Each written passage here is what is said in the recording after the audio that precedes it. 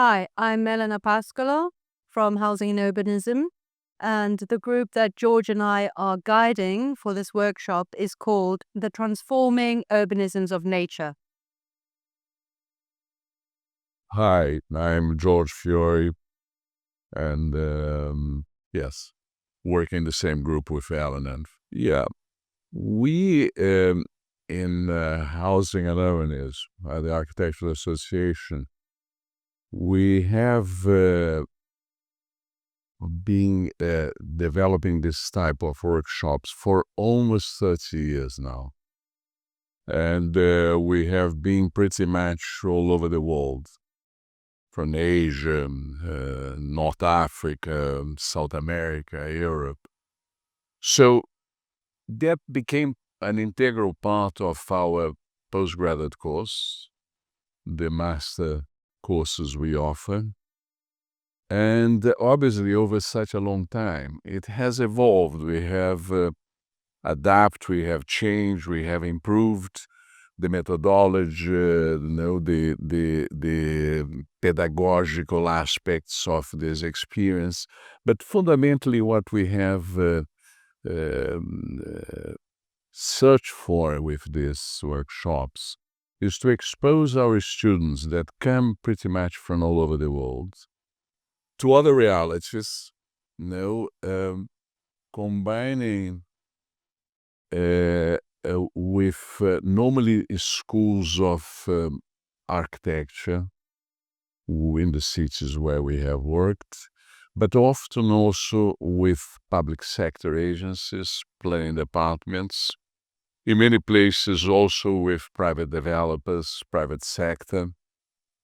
The idea is to bring together a group of people with expertise in the field of urbanism, architecture, housing, and to do over a very short time a very intensive exploration of some aspect of the reality of those cities, often responding to priorities within those cities, planning department projects, plans that they want us to collaborate with, never as consultants as such, formally, but using real situation as basis for our workshop. And I think the interesting thing of those workshops is that we exchange with colleagues, practitioners, planners, and students from another country, contrasting not only our understandings about the discipline, about urbanism, about housing, about policy, about spatial strategies, design, but contrasting also our pedagogical approaches. I think that's a very important part of these experiences for us, contrasting different ways of teaching, different pedagogical approaches to the field, to the discipline. So the experience has been fascinating, and we are always learning. And more recently, we have been doing those workshops in Europe, Eastern Europe in particular. I think, in fact, the first one we did, Monica, was with you in Warsaw a few years ago when we came back to Europe. And since then, in the Czech Republic, in Prague, and now Brno is the second year. I would say in many ways it relates to what we have done before in terms of methodology. There are aspects of the organization of those workshops that we might change from year to year. We might mix all our students, or we might keep the student groups that we work with in London. We might mix students and tutors, and there are different ways that we know that we have approached that. But fundamentally, we have continued this idea of mixing local tutors and students with our students and tutors and trying to explore in a very intensive manner. If you think effectively, those trips that might, even when they used to extend to 2 weeks, in real terms, productive work never exceeded more than 8 or 9 days. So it's a very short time. And I would say perhaps our great advantage when we participate in those exercises is in fact our ignorance about the places where we're working. So we bring with us a great deal of ignorance, which also gives quite a lot of freshness and often allow us to take quite naive perhaps, but innovative ways of looking at something that sometimes when you are very involved locally, you lose a bit that distance. So I think that distance that comes with our ignorance helps us to bring something fresh into a very intensive exercise that normally, I would say, really reach its peak in the last 2 days. So today we reached halfway in the workshop. We could see that all the groups start having a concept, an idea, an argument. Some methodological aspects start becoming clear. But I think it's the next 2 or 3 days that really will make the difference. And I'm sure we'll come up with things that can be interesting. You know? Maybe just to add to that, I think from my perspective, I think the workshop themselves become transformative in many ways. They're transformative in as much as they force us to, or they invite us to reconsider our assumptions about how we work as spatial practitioners, with perhaps methods we use to think through design and through drawing when we actually have to locate them in particular social, economic, and physical contexts. So they're transformative in that sense. They're transformative also because they enable exchanges with local counterparts, local colleagues. And the way that the workshops have been structured within the HNU program over all these decades is that we never visit one city for only 1 year, but we return. So there's this rapport and relationship that is established between institutions, between colleagues, and between the city itself. So I think that's a very valuable part of the process that we've actually discovered in doing this in many cities over many years.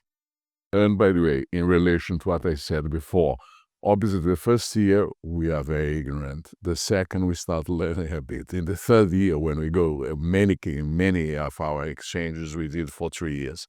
Then obviously by then we can consider that we have a certain degree of knowledge and expertise about the city we're working in. And I also find that it really helps me get other insights into developing a taught module that I do within HNU, which is on cities, territory, and the planetary crisis, because you have to test those assumptions and ideas in other cities, in conversation with other colleagues and students themselves. So I find it an incredibly enriching process, which is sometimes intangible when you just consider the output of these projects as the finished projects or the exhibition or the book. There's so much more value that is generated through these sorts of exchanges, and I think that's a really, really positive and powerful output of this particular approach.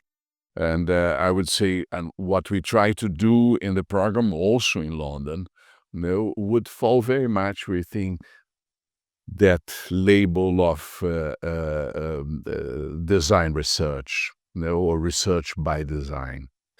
Obviously, we have been involved and are involved in many research projects that are more conventional types of research. But from our point of view, what we are really interested is to see how design, and the disciplines of design can be used not just for representation, but real tools of analysis, of theorization, of research. And certainly those workshops, a lot of what we do in such a short time is to try to use design as a tool to grasp as quickly as possible certain central elements of the area or the territory we are working with. I think the term spatial infrastructure is quite a generative term in as much as I saw that the groups this morning when they presented, each had their own reading and translation of what it would mean as a generator for speculations, for kind of projective ideas of what the city could become and what the urban processes might be to enable those changes. So I think it's a dynamic term, and I think it can be applied across scales, and indeed applied to both typological, morphological, and indeed institutional and political rethinking of what that urban process could generate. So for me, it's I don't have a fixed definition, but I like to understand infrastructure as a support system, as something which enables change, and something which enables transformation. So we could describe it in typological, morphological, or in terms of political and economic and social processes. And I think is exactly what Alan was emphasizing initially. I think is the generative nature of spatial infrastructures. All infrastructures are spatial. When we refer to spatial infrastructure, we are trying to emphasize perhaps the spatial design involved in the creation of infrastructures, as generative, and the work of design as fundamental in the creation of those infrastructures. But I think there is always the infrastructures are always spatial. Well, our initial starting point was actually based from, I would call, a remote sensing of Brunel's pattern of growth in the past and trajectory or possibility of change in the future.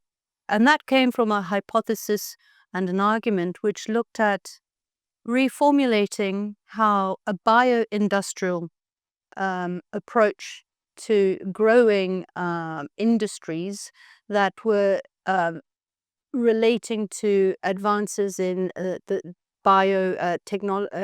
in the bio industries in a way that could generate growth in a way that was that had less of an impact in terms of its CO2 emissions and in terms of all the other negative consequences.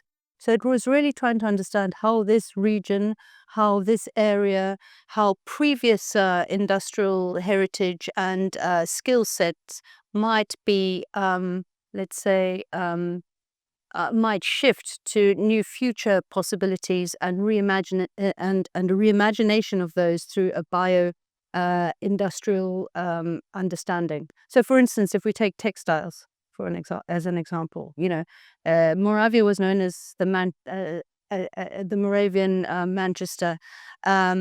So we thought we could take something like the textile industry and see, which has declined because of various geopolitical moments in history, whether a bio-industrial approach to that would enable us to think of other future growth trajectories on that line. I think Bruno for us is fascinating from many points of view, but definitely is a city that throughout the last century went through such dramatic changes and transformations that it makes it quite interesting for us to try to understand what those different moments, starting with the First World War, the Czechoslovakia of the inter-war period, the Second World War, then what comes under socialism, then the post-socialism. These were mega transformations in social relations, in the economy, everything, in the political system. And so, and that has a materiality, that has a spatiality, that is imprinted in this city. So for us, that is very interesting. And then when we look at the site of work now, it's a site that also is impregnated by that history. It was obviously a very important industrial area in different moments, with a very powerful textile industry. For us, we find that, and the fact that there is still today such a large amount of industrial obsolete structures, sheds, warehouses, in quite a unique situation that for us is still quite difficult to understand fully, of an apparent impasse. No, because those structures are there, but nothing much is happening with them. No, it seems there are forces that try to preserve, and I think rightly so, at least part of that. No, the heritage of that. Others that seem to find that an obstruction to the development of the area. No, and so we start thinking about how can we look at these, and particularly this possibility of a resurgence of a textile industry, for instance, with a new generation of technology and the bio-industrial development, which in many ways probably combine very well things that are very present both in Brno and in the country as a whole. A very viable thing, something that other decaying in the textile industries in other parts of the world, developing or developed, have not done. This question of the possibility of a resurgence of textile, but now with a new type of technology, using part of that infrastructure that is there. Is it possible to adapt and reuse that infrastructure as part of an economic strategy? But now with much more advanced technology, much more environmentally sound, from an ecological, environmental point of view, something that would make much more sense. In many ways, taking advantage of the devalorization of the area, being a very central area, very well linked, possibly, in the future with very, very good mobility infrastructure, and yet quite devalued. Associated a sort of stigma about all the past. Today, I think we can sense also a stigma about social questions in the area, questions of alcoholism, drugs, etc., etc. But isn't it possible to change that? And isn't it possible even to benefit from the devalorization of this area with an immense amount of infilling lots that look absolutely attractive for us coming here and looking, some of the infilling areas are very, very attractive, can be used very strategically, and underpinned by a new resurgence economy that reconnects with the past history of the city. So it's quite a fascinating possibility. And obviously that then poses challenges in terms of residential facilities, housing, different models of provision of housing and affordable housing and commercial housing, etc., etc. So it opens from this fundamental argument about a bio-industrial approach to the site. We see that connecting with questions of environmental policy, the green and blue infrastructures, the residential developments, etc., etc. That's why we titled our work "The Transformative Urbanism of Nature," because we do really believe that it is time to consider new spatial, political, and economic and social imaginaries which come from, let's call it, a more bioecological focus, but not in a superficial way. Really to see how a natura urbana, that which we call a natura urbana, extends beyond just green and blue infrastructure as amenity for human life, but how we might even imagine how new biotechnologies start to really change and shift typological, morphological, and economic patterns in the city. So, a bioindustrial future is underpinned by a natura urbana strategy. It's also specifically in this particular study area helped us understand what a tabula plena approach might be.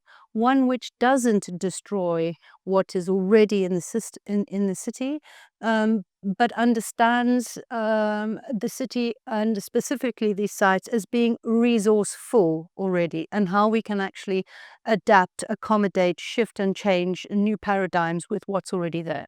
So I would say this is, if we were to put in a nutshell what we're doing with the students in the next 3 days, is trying to imagine spatial, economic, political and social imaginaries which come with a bio-industrial future for Brno.